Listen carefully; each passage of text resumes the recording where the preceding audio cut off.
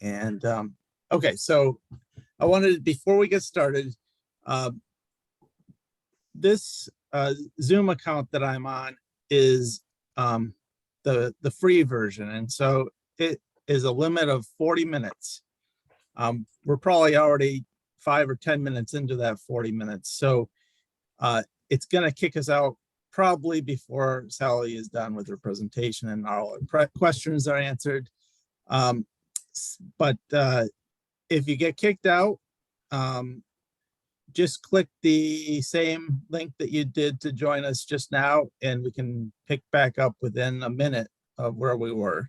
So when I see there's the timer is getting close to the 0 mark, I'll remind you all and give you a heads up. But just know that that's something that's probably going to happen. Okay. And we don't need to waste any more time before we get going. I want to thank Sally Hoyt for joining us. Sally, I've been reading up about Sally a little bit, and a lot of places call her the flood queen of Tompkins County or Ithaca. And she's going to share a little bit about the FEMA maps and sort of local flooding and the connotations of what the new changes mean. So Sally, thanks for joining us and welcome.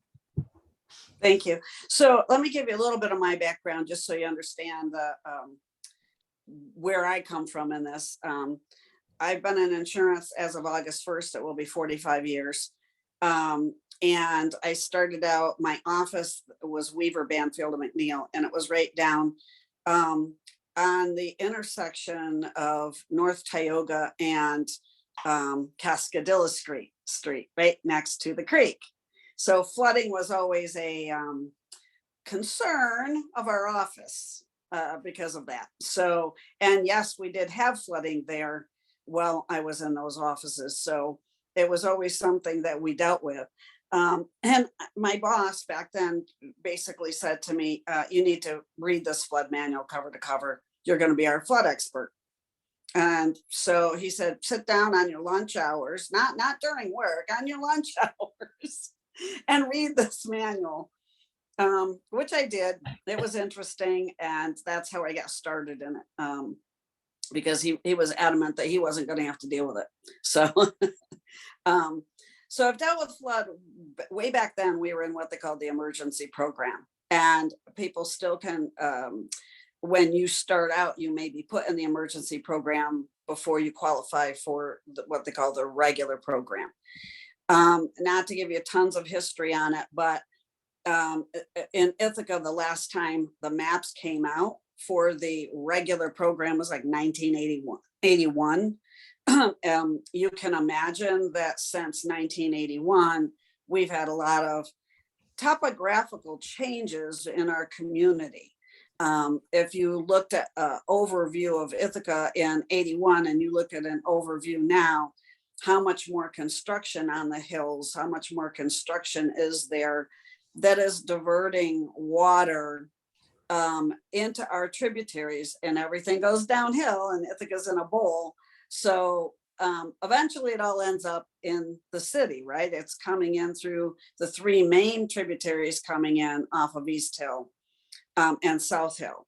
And so although a lot of people are concerned thinking the lake is going to raise up and that's what's going to flood, it's actually not the lake that we're concerned with as much as we're concerned with all the tributaries that can't handle the extra water that now gets fed through them. So that's where part of the mapping gets done. For those that don't know any of the background of how they've been working on this, FEMA hired a firm that has been out of Binghamton that's been doing a lot of work. And they used many sources to come up with the flood elevations and the mapping in Ithaca and putting houses where they've put them in flood zones. And those, I don't even know exactly, and I've sat in these meetings, they've never said exactly what all of their sources are, but we know that they're doing, they used a lot of digital analysis, computer analysis, and it's not about just today, it's about in the next 25 to 50 years as well.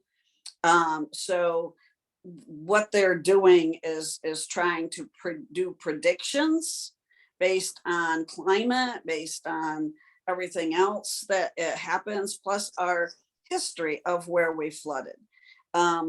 If you've lived here a long time, as I have lived here my whole life, I played Cinderella softball down on the fields that are where the skate park is, you know, in the south end of town, right? And off of Wood Street. And every time it rained, it flooded those fields back then, right? And across the street, we didn't have Tops and Wegmans and any of that. That was a field that was oftentimes a pond. So they've used some of this information when they have looked at mapping. They also look at how well the land can drain, okay? And as you all know, our sewer lines in the city of Ithaca are also antiquated, and possibly not big enough to handle the, especially the gray water coming off of streets, not big enough to handle the runoff in a lot of these instances. When we just had rain here, what, 5 or 6 weeks ago, actually it was in the spring, we had a problem with the south end of Ithaca all being flooded for a few days before it kind of all went down. So we're seeing a lot of flooding, and that's where they came up with these this information is from historical as well as projections for the future, and using the fact that we have so much more water running into these tributaries. So that's where that starts from. So now I want to get more into the what we are all here for, right? The rates and how's it going to affect us. So I've run a few quotes in the city of Ithaca at different locations. And so when I ran these numbers, they don't always make sense to me. But what I have noticed is that the rates in the Wood Street area, the South Plain Street area, are much higher than the rates in the, say, Utica Street area, or the 2nd and 3rd Street area is a little higher than the Utica Street area, but not nearly as high as the south end of town. Well, if I think about flooding, right, and where I've seen standing water over the years, yeah, I've not seen standing water so much on Utica Street, maybe once, and it was just in the street. I've not seen a lot of standing water on 3rd Street, but I have certainly seen standing water on Wood Street and in that area. So I can kind of understand where those may be a little bit higher rates. So in the rating systems that they're using now, they are no longer, they say they are no longer rating off of the top of your basement or crawl space floor as far as the elevation. They're using your first floor. But in some ways, I think it all backs into still using your basement, because if you have one and you have your mechanicals down there, it's going to increase the rate. So what we're seeing now is, as these rates are changing, is that FEMA is paying attention to where those mechanicals are and how badly they're going to take out the ability to stay in your home. In most of the houses in Ithaca, many houses built before 1900, right? Many of these houses are built where you walk up 4 or 5 stairs to get to the first floor. That's significant because your basement is only 4 or 5 feet below the ground level. And it's significant because it's going to be less hydrostatic pressure on the outside walls of your home to fill that basement.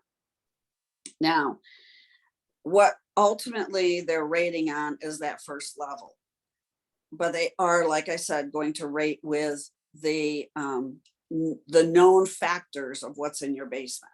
So to give an example,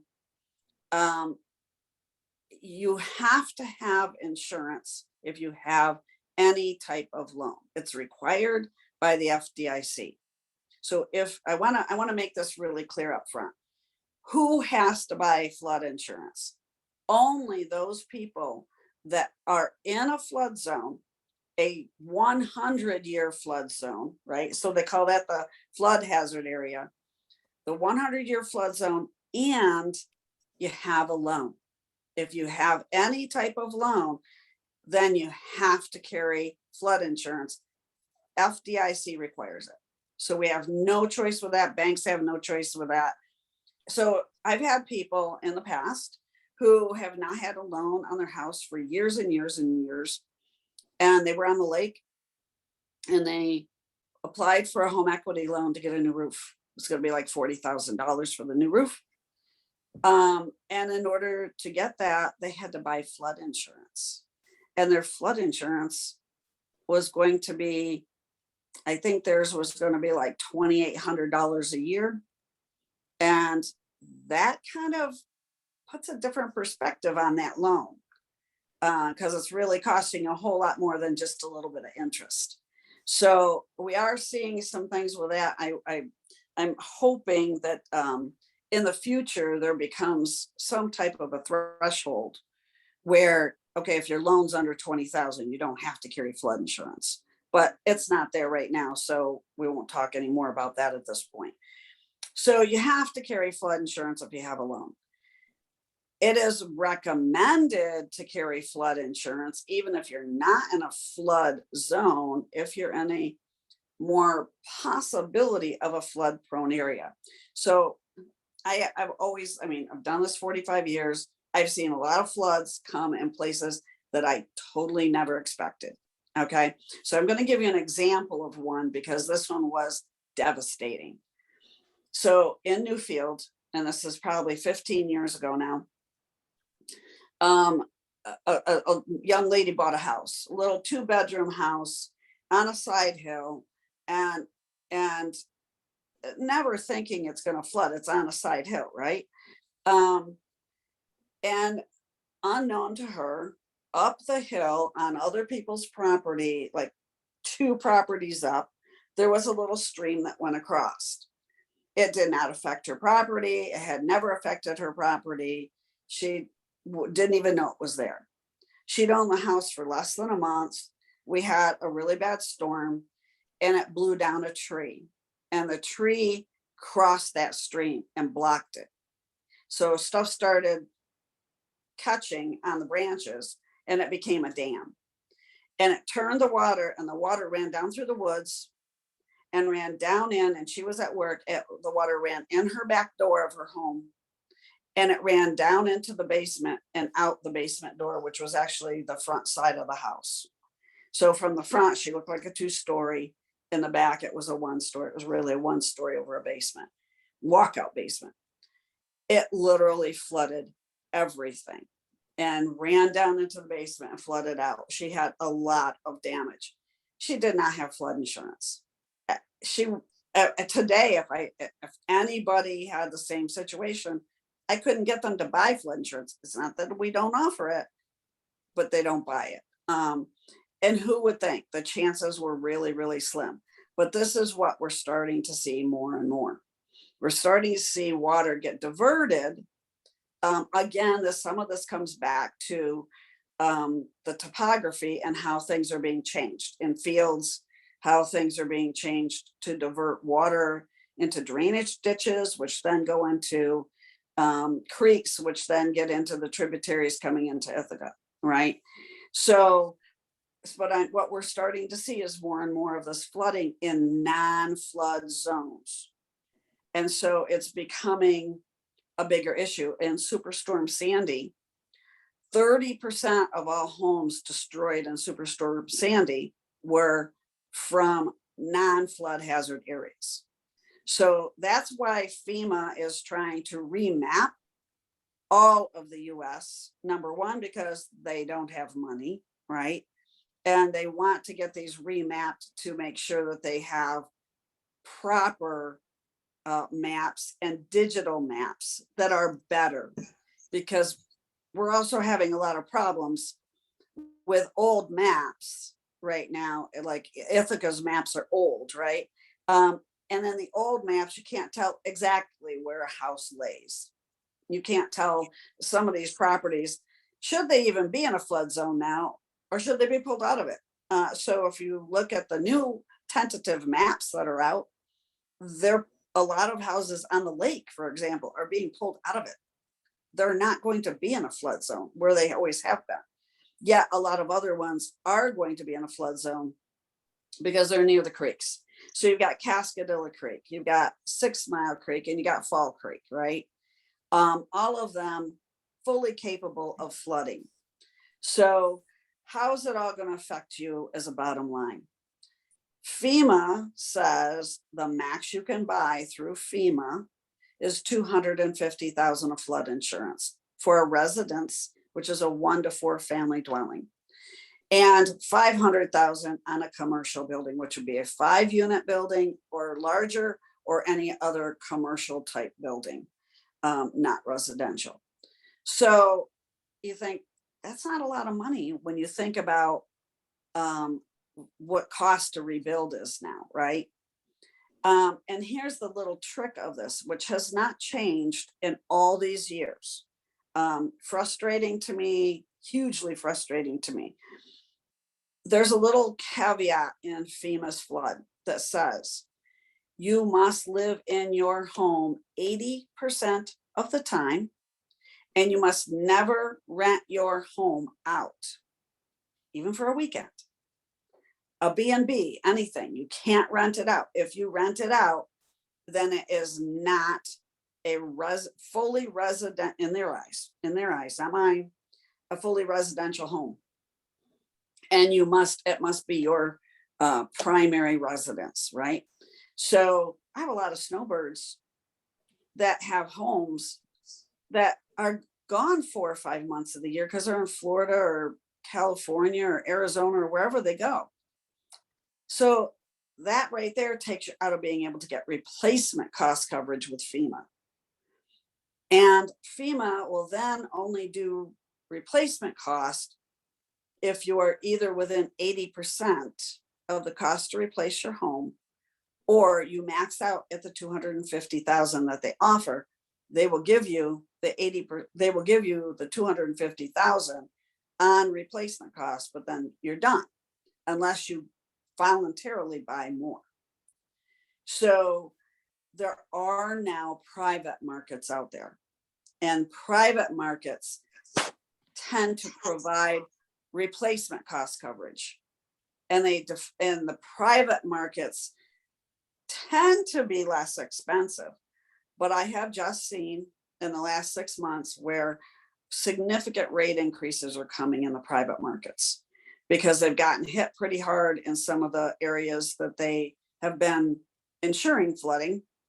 And so now the rates have exponentially gone up.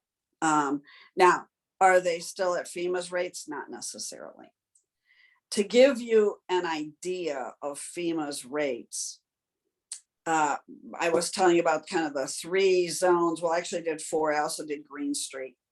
I did 4 zones and rated them all like the house would be the exact same house, where it's raised 4 or 5 steps. And I rated them all as a 1 family. And I rated them all, I tried to get similar square footage so we'd have similar replacement cost, because FEMA now uses replacement cost in their numbers when they're figuring damage.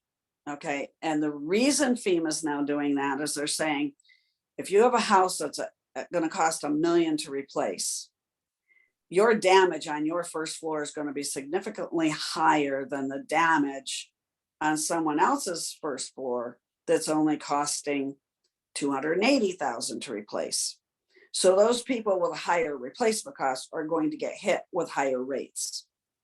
So the houses that when I was using this, I was using replacement cost being around 400,000 and using the full 250,000. Now, right now, banks are only making you carry the amount of your loan. So if you had $100,000 loan, you've got to carry 100,000. That is not replacement cost coverage. That is just the amount that you're carrying, right? It's going to be depreciated for how old things are. So, but that's all the banks are required to do right now.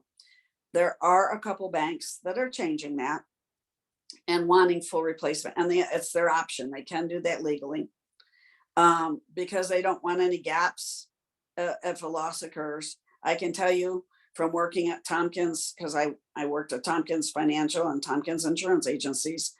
Right now, I don't see the banks changing their thought process on this locally, at least, because we haven't been prone to a lot of repetitive flooding.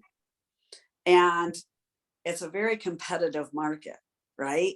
So the banks they know that they're going to lose business if they require that you carry full replacement. So I'm seeing much less in that. When you get into coastal areas, then I see a whole different ballgame.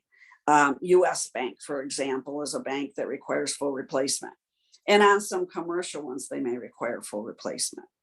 But in residential right now, I don't think we're going to see that. So if you buy flood insurance, for example, on Utica Street, and we just for the marketing, I ran it at the max. It was like $2,900. On 3rd Street, it was $3,400. On Green Street, it was $3,800. And on Wood Street, it was $4,800 a year for flood insurance. Those are all taking similar types of buildings into account, but yet the new rates and how FEMA is doing it. So yeah, there's a huge disparity here. And I also rated those same exact locations as though they were multi-unit locations, 3 and 4 family locations. And when I did that, they all went up, but the ones in Wood Street went up maybe 1,000. All the rest of them went up to match Wood Street. So it was kind of an interesting concept. So what they're saying is when there's more mechanicals, because you've got more homes, you're going to have more damage. Even though because it's a 3 and 4, you're going to have more damage on the lower floors because all your mechanicals are there. So, and not my opinion, this is just how FEMA's rates are working now. So with the private markets, they might let you have replacement cost, and they might ultimately be the same rate as FEMA. But if you're getting full replacement cost, I tell you every time to go that route, because it would be much better if you had a loss.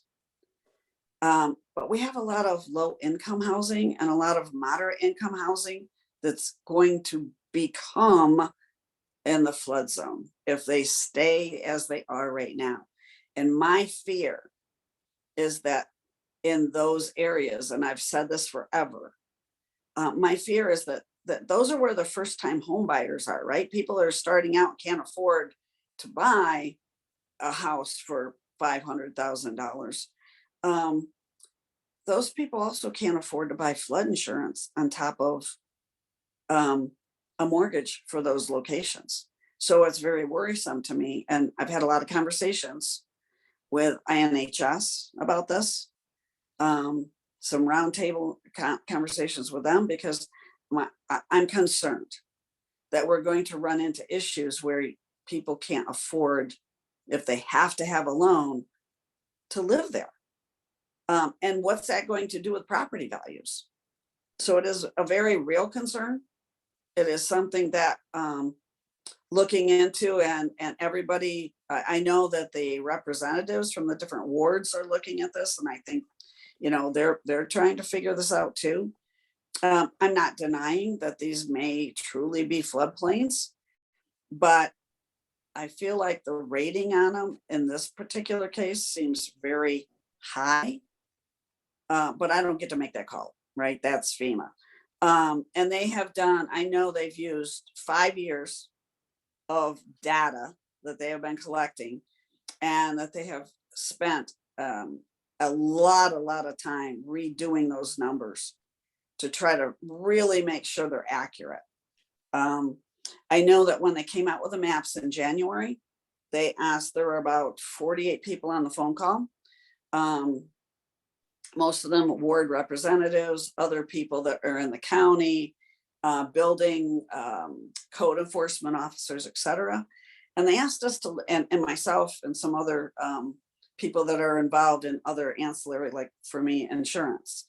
They asked us to comment on areas that we thought might not be rated properly. And then we could mark them up on the map, and we sent them back. I am going to be very curious in September to see, because these areas were supposed to be addressed. I'm curious in September to see what they do with them. And I'm also curious because they're trying to figure out what's the best way to mitigate some of this so that we could get you out of a floodplain, right? What if anything, cost effectively can be done. So for example, on the sides of the creeks, if you put up concrete walls, reinforced walls that meet FEMA's requirements, is that going to pull that zone out of a flood zone, that area out of a flood zone? Can that be done? And certainly once these maps are issued, they can do what's called a letter of map revision, and they can pull out sections of a community if something has changed. When they send all the information to FEMA, it can pull it out. So it is not cut in concrete where it's never going to change. But when will it happen? How soon can it happen? What's the cost of it happening? Can we get grants from the state, which I understand are available? The state does have grants, so they're looking into those also. But this is, it's nothing that's, you know, the wheels grind slowly to be able to do this. And so I don't know how long that's going to take. My guess is if you get a grant from the start of grant application to when it's implemented and you know, whatever construction's done, you're looking at probably 2 years. So could there be homes that are put into a flood zone in the city of Ithaca and then pulled back out a couple of years later once this mitigation work is done? Yes, but it's really going to depend on what happens. So there are a number of personal things that people can do to help mitigate. And I can email Zach and he can distribute. I have a written up mitigation, one from FEMA and one that we did based on claims and based on what we've seen in our office of mitigating things that can be done. Can I jump in, Sally? Okay, Absolutely. we're about 10 seconds from being dropped here, I think. So I just emailed the link again. Let's try to click back in and continue on. So check your email if you